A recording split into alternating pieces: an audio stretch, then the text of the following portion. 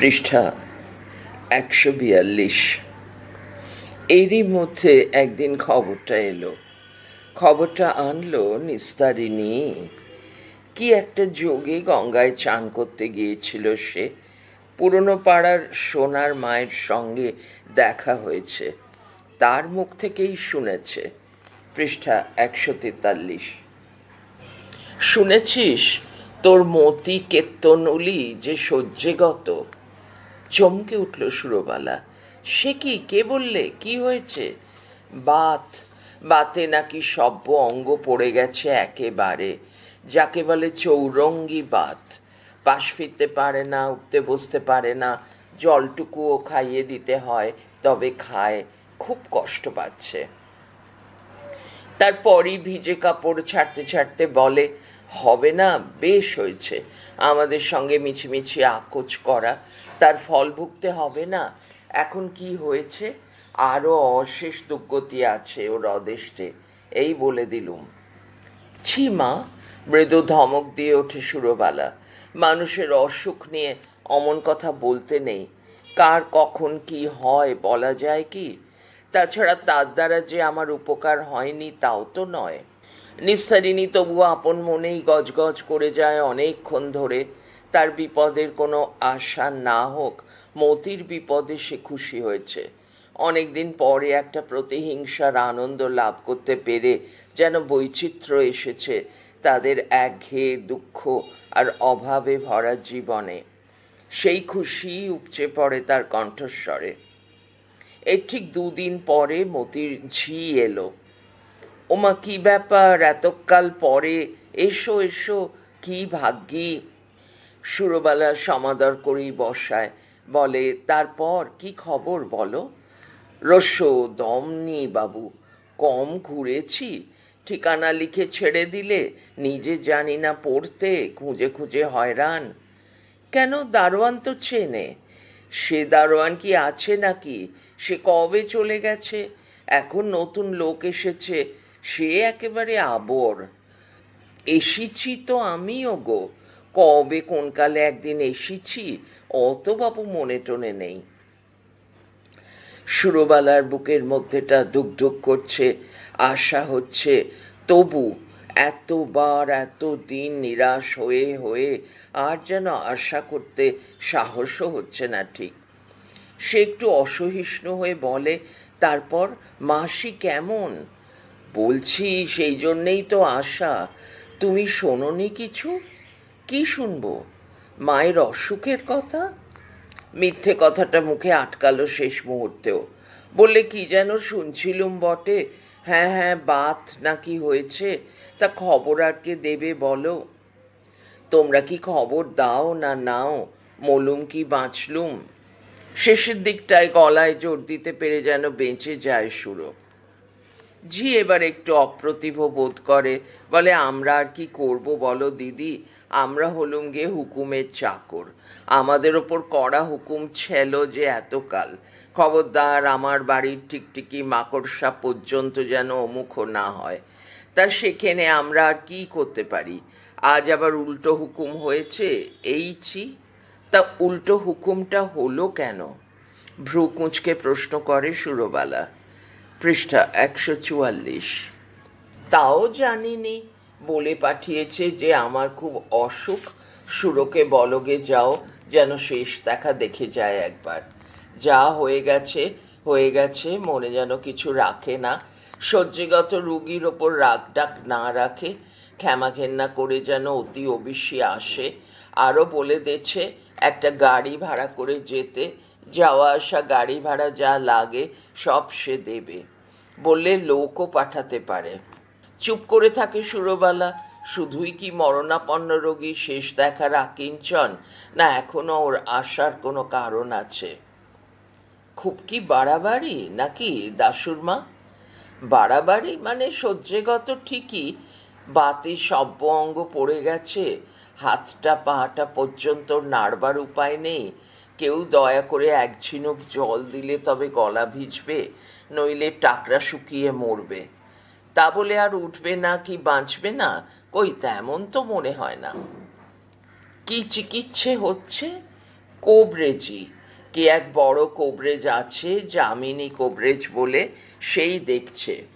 তেল দিয়েছে, পুলটিস দিয়েছে, কি দুর্গন্ধ মা, কি বলবো, কাছে যায় কার সাধ্যি। আর দুর্গন্ধের অপরাধটাই বা কি বলো, তাতে নেই কি, হিং আছে, রসুন আছে, মুসাব্বর আছে। তা কে দেখছে, মানে করছে কম্মাচ্ছে কে? আমরাই করছি। এই দুদিন কে এক বঞ্ঝি এসেছে কোথা থেকে, আর আছে রঘুবাবু। ছুটোছুটির কাজ সব তার, বাজার হাট ওষুধ কভারেজ তাকেই করতে হচ্ছে। মানে যেমনে দিয়ে যা হোক, রঘুবাবুর 2 পয়সার কামাই নেই। এই বলে ওর মুখের দিকে চেয়ে অর্থপূর্ণ হাসি হাসে দাশুর মা। সুরবালা একটুখানি চুপ করে থেকে বলে, আচ্ছা তুমি বলো গে যাও, কাল দুপুরের দিকে যখন হোক আমি যাব, কিন্তু কেউ এসো বাপু। দারোয়ান পাঠালে হবে নাকি আমিই আসবো? দারোয়ান তো শুনছি নতুন লোক, তুমি এসো না হয়, 12টা-1টা নাগাদ এসো, আমি তৈরি থাকবো। আর কখনো সুরবালার মুখ দেখবে না প্রতিজ্ঞা করেছিল মতি। বলেছিল পথের ময়লার পানে তাকাবো, তবু ও মুখের দিকে তাকাবো না, দেখে নিস তোরা। কিন্তু সে প্রতিজ্ঞা রাখতে পারল না। এত অল্পে যে সে প্রতিজ্ঞা ভাঙতে হবে তা তখনও স্বপ্নেও ভাবেনি। ভাঙতে হলো তার কারণ, টাকার ওপর অদ্ভুত মায়া তার। টাকার তার অভাব নেই। কলকাতা শহরে 3খানা বাড়ি, কোম্পানির কাগজ, ব্যাংকে জমানো টাকা, এছাড়াও তার বাড়িতে যে পরিমাণ নগদ টাকার গহনা লুকোনো আছে, তাতে একটা ছোটোখাটো পরিবারের 20 বছর কেটে যেতে পারে হেসে খেলে। যেসব গরিব আত্মীয় কোনো কালে সাহায্য প্রার্থী হতে পারত, তাদের সঙ্গে সম্পর্ক ঘুচিয়ে দিয়েছে অনেক দিন। আর যেসব বোনঝিদের সঙ্গে এখনো আত্মীয়তা বজায় আছে, তাদের কারুরই পয়সার অভাব নেই। বোনও নাম করা গাইয়ে, বোনঝিরা কেউ এ লাইনে আসেনি, কিন্তু তাদের ভালো ভালো বাঁধা বাবু আছে। তাদের প্রত্যেকেরই নিজস্ব বাড়ি ঘর হয়ে গেছে কবে।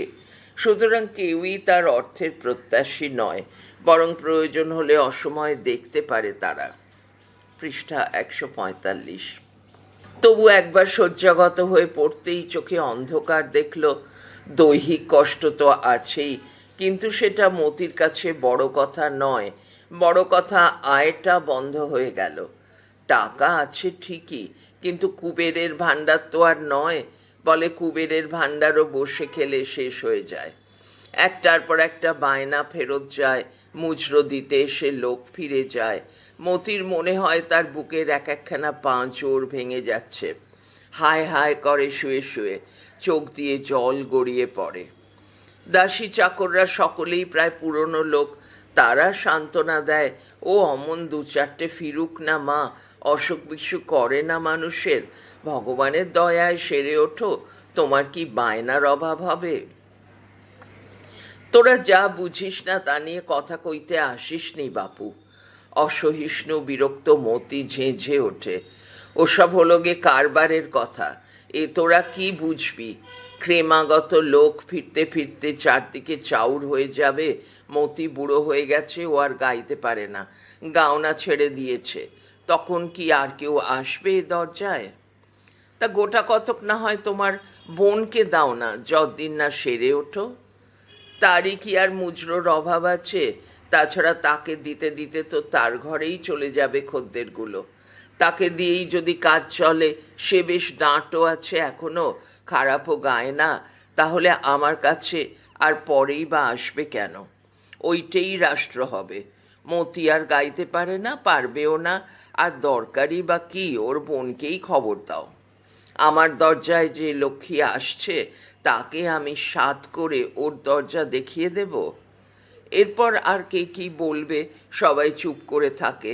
এ বৃথা বিলাপের অর্থ বোঝে না তারা। উঠতে যখন পারবেই না কোনো মতে, তখন এ ক্ষতি সহ্য করতে হবে, উপায় কি? চুপ করে থাকে মতিও।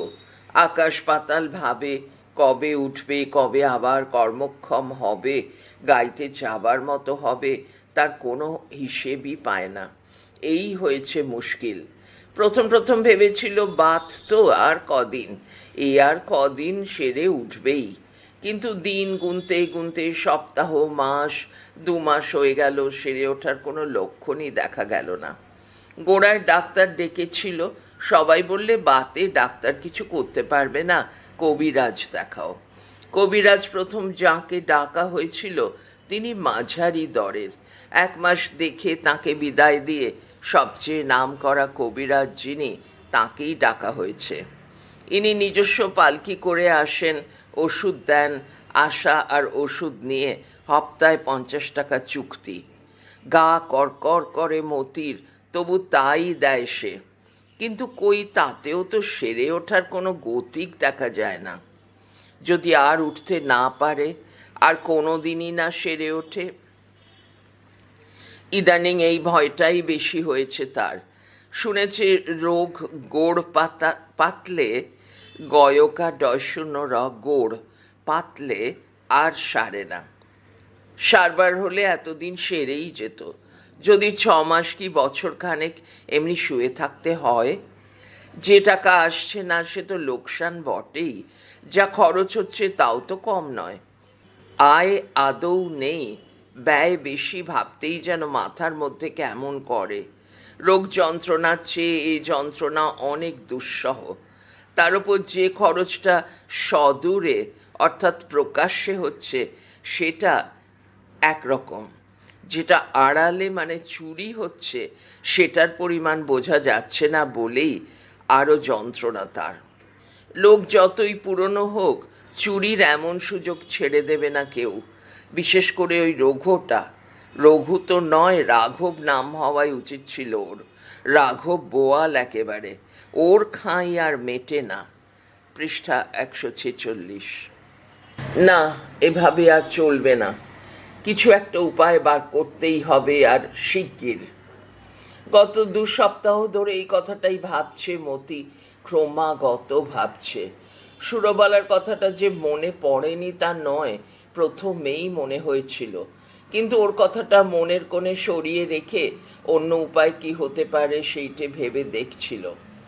অনেক ভাবলো এই কদিন, অনেকের কথা ভাবলো, কোনোটাই মনে ধরল না।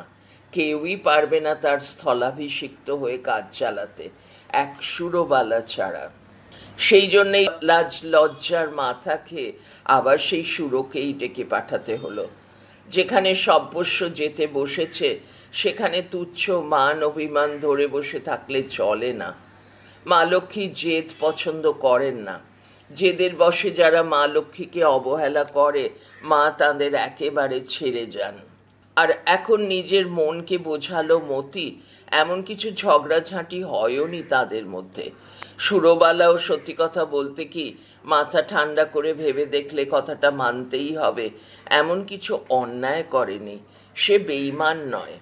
একটু বাবু বাছা করলেই হয়তো তাকে গলানো যাবে আবার। তারও দুরবস্থা যাচ্ছে, আয় নেই 1 পয়সাও, অত বড় সংসারটা তার ঘাড়ে। এই বিছানায় পড়বার আগে পর্যন্ত সব খবর রেখেছে মতি। থিয়েটারে যায় বটে, তবে সেও ক পয়সা আয় হয় তা মতি জানে। থিয়েটারে গিয়ে বাবু ধরতে না পারলে কোনো সুবিধে নেই। মতি সুরবালাকে বিলক্ষণ চিনত। আজ এতকাল পরে শুধু মুজরোর লোক দেখিয়ে আনা যাবে না হয়তো। বড় শক্ত মেয়ে, ভাঙবে তবু মচকাবে না, তার চেয়ে অন্য কথা বলাই ভালো। মৃত্যুপথ যাত্রিনী শেষ দেখা দেখতে চেয়েছে জানলে আর থাকতে পারবে না, ঠিক আসবে।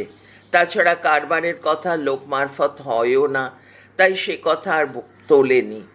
এদের কাউকেই বলেনি ডেকে পাঠানোর উদ্দেশ্যটা। আসল মতলবটা নিজের মাথাতেই ছিল। বহুকাল পরে সুরবালা এ বাড়িতে ঢুকলো। এর মধ্যে কত কি ঘটে গেছে তার জীবনে, কত দুর্দশা। এরাও কি আর খোঁজ রাখে না কিছু? চাকর দারোয়ানরা আগের মতোই হেসে অভ্যর্থনা জানালো বটে, সেই সঙ্গে তার আপাদমস্তক চোখ বুলিয়ে বর্তমান অবস্থাটাও নিশ্চয়ই আঁচ করে নিল। গিলটির বালা, সেই অদ্বিতীয় ফঙ্গবেনে হার, গয়না বলতে তো এই, শাড়িও সেই মতির আমলেরই, ভালো কাপড় বলতে এই একখানাতেই ঠেকেছে এখন।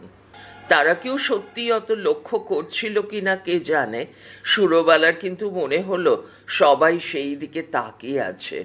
কোনো মতে প্রাণপণে লজ্জা দমন করে যতটা সম্ভব সহজভাবে ওপরে উঠে গেল বটে, তবে কানের কাছে জ্বালা করা ভাবটা থেকেই বুঝতে পারল লজ্জা ও অপমানের রক্তাভা ঢাকা পড়েনি।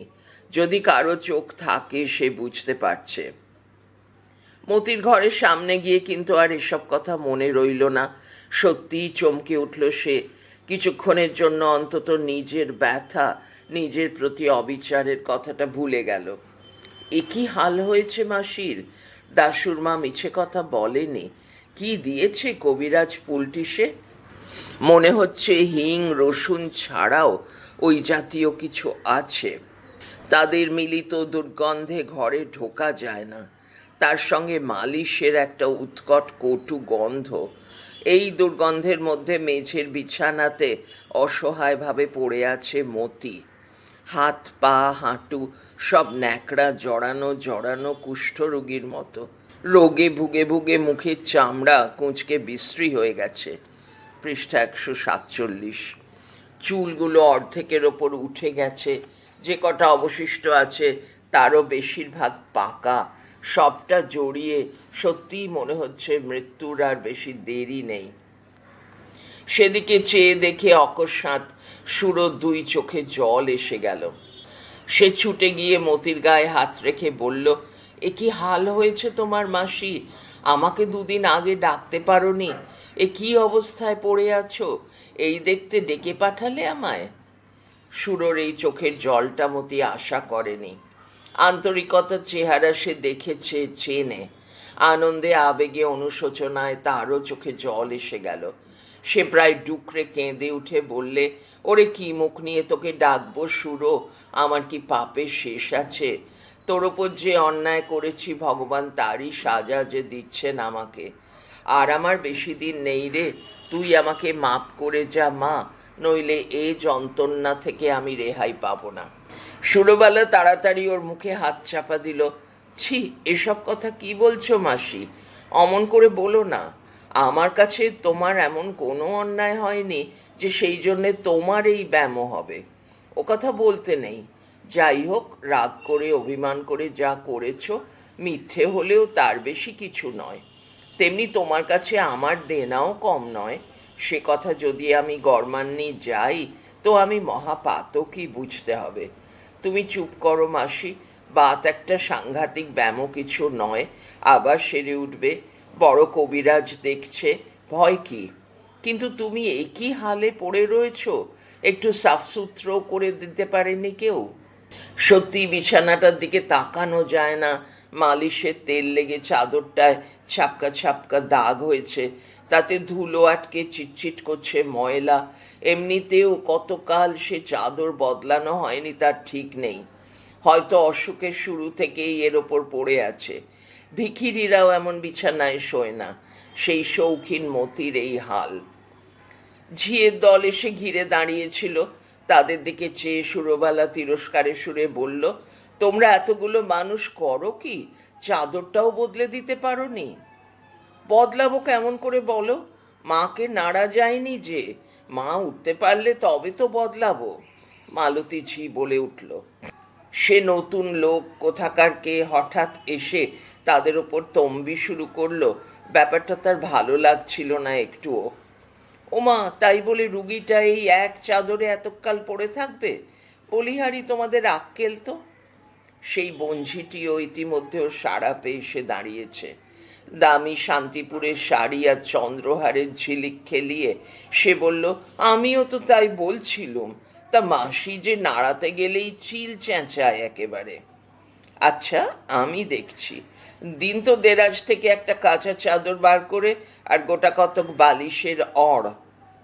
বঞ্জি অসহায়ভাবে ঝিয়েদের দিকে তাকায়। ওই যে ওই দেরাজটায় থাকে সব। চাদর অড় সব কাঁচা, থরে থরে সাজানো আছে। সুরবালাই আঙুল দিয়ে দেখিয়ে দেয় দেরাজটা। এ বাড়ির কিছুই তার অজানা নেই। মতি নাকে কেঁদে ওঠে, ও তুই পারবি না সুরো, সত্যি হাত পা ধরে কেউ নাড়লে যেন মরণ যন্ত্রণা হয়, তার চেয়ে বেশ আছি। তা তুমি পাশ ফিরছ না? পৃষ্ঠা 148।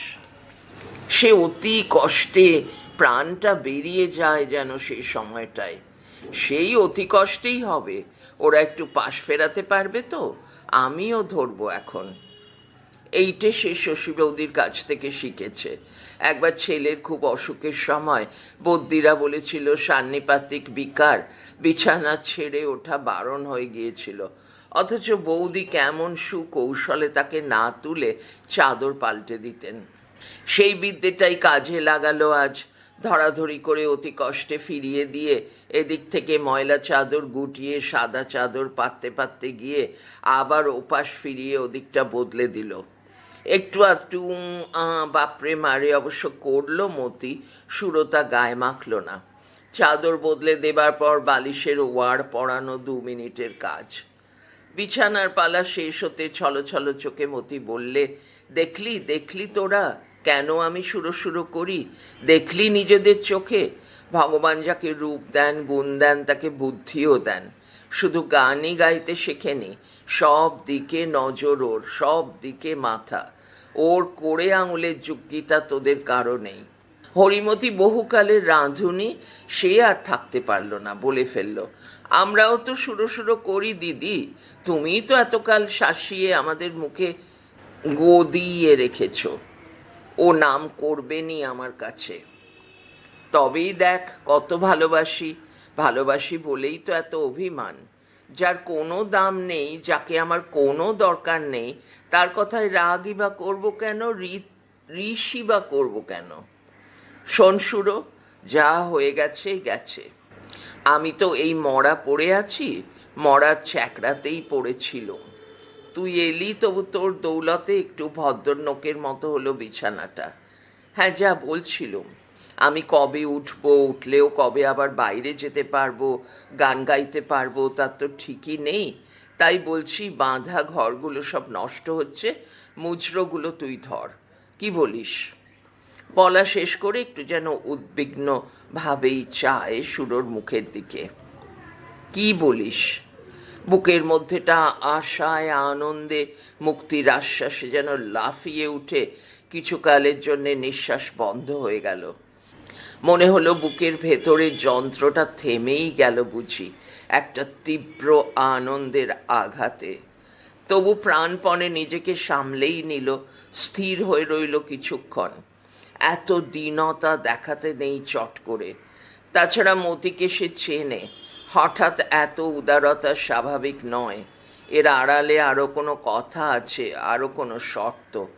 সেইটে কি শুনে নেওয়া দরকার রাজি হওয়ার আগে। মতি কিন্তু অতক্ষণ ধৈর্য ধরতে পারে না, মিনতি করে, বলে, লক্ষ্মী মা আমার, হাজার হোক আমি তোর গুরু, মাস্টার। গুরুর শতেক অপরাধও মেনে আর মানিয়ে নিতে হয়। ওস্তাদের কাছে গান বাজনা শিখতে গেলে তার সমস্ত কন্যা করতে হয়, তবে শেখায় সে।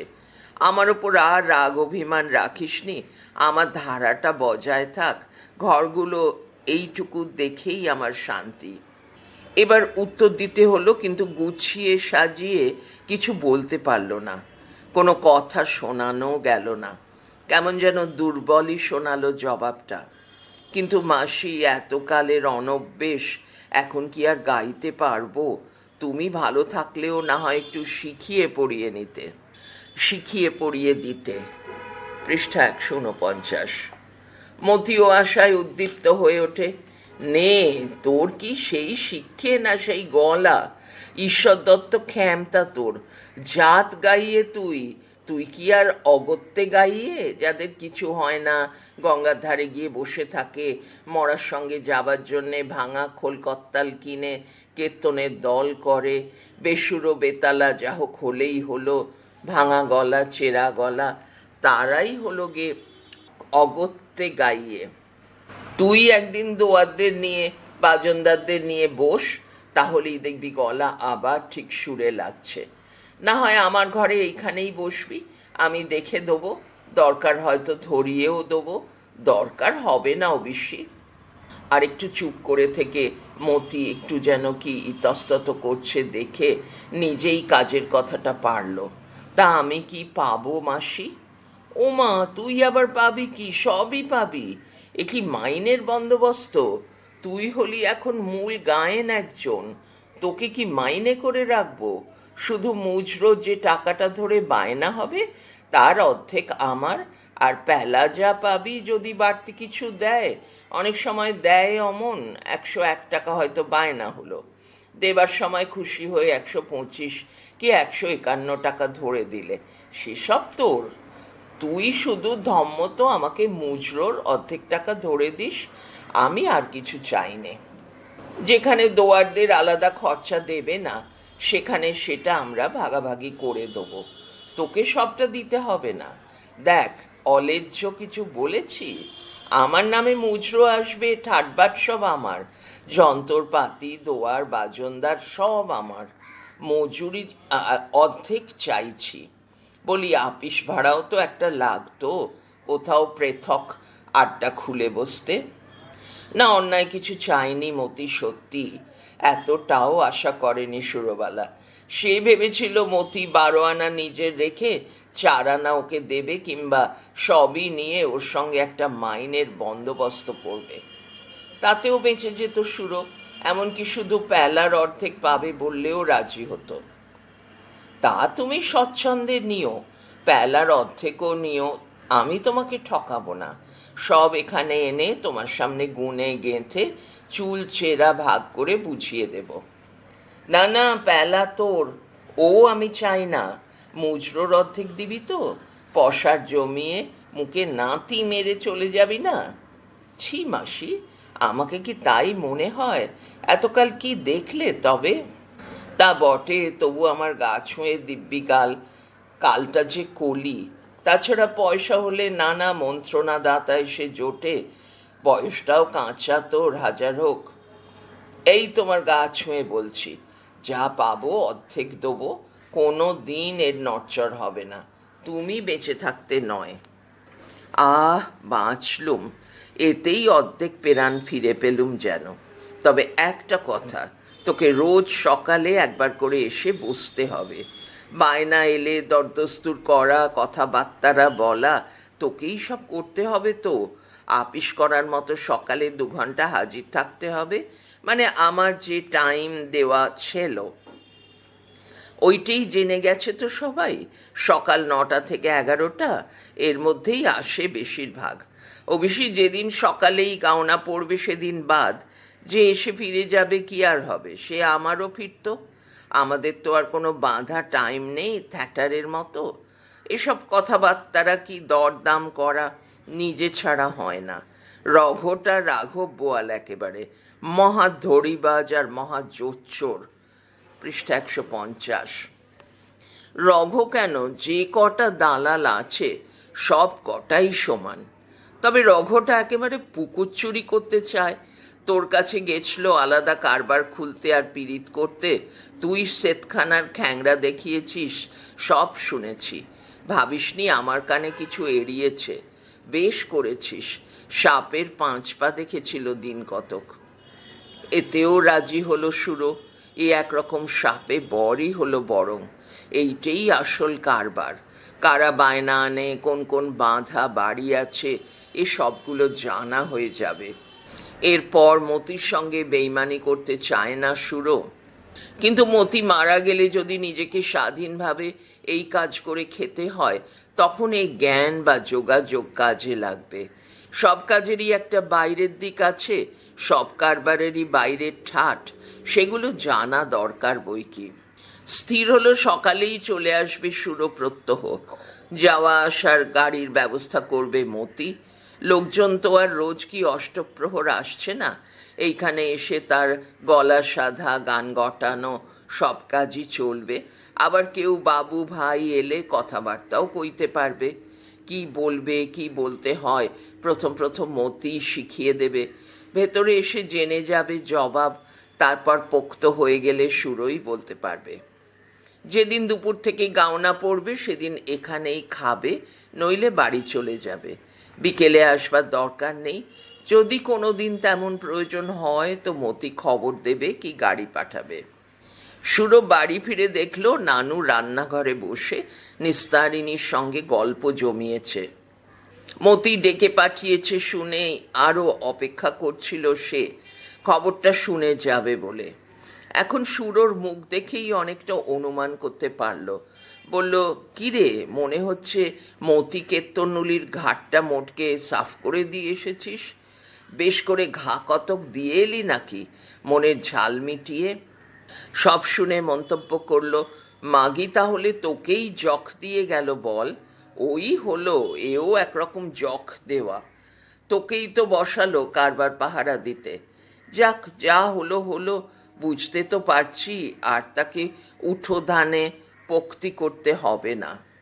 উঠো ধানে পত্তি করতে হবে না। ও সেরে উঠতে উঠতে খদ্দের সব তোর হাতে চলে আসবে। হাজার হোক তোর উঠতি বয়স, চাঁচা ছোলা গলা, তোর গান শোনার পর কি আর ওর ওই শেলেস্যা ধরা গলা শুনতে চাইবে কেউ? ওর দফা নিকেশ করেই ছাড়বি তুই। নে এখনই যা, দাঁড়া, হরির নোটের ব্যবস্থা করগে যা। বস, রোস, তুই বা কি করবি, দাঁড়া, আমি বাতাসা কিনে আনছি আর অমনি বাজারও করে আনছি। পরোটা ধোঁকা হয়ে উঠবে না এত তাড়াতাড়ি। আলুর দম আর আলু বোখরার চাটনির জোগাড় করুক মা মাগি। দাঁড়াও দাঁড়াও, এখনো 1 পয়সা ঘরে আসেনি। সুরো বাধা দেবার চেষ্টা করে। তেমনি ঘর থেকে যাচ্ছেও না 1 পয়সা। আমি খরচ করছি, তোর জামাইয়ের কি? নানু প্রায় ছুটতে ছুটতে বেরিয়ে চলে গেল। সুরো গেল শশী বৌদিকে খবরটা দিতে। বৌদির সঙ্গে পরিচয় হবার পর এই প্রথম দেখার মতো একটা সুসংবাদ, এই প্রথম দেবার মতো একটা সুসংবাদ পাওয়া গেছে। তাকেই আগে দেবে সে। পড়া চলছে পরের ফাইলে।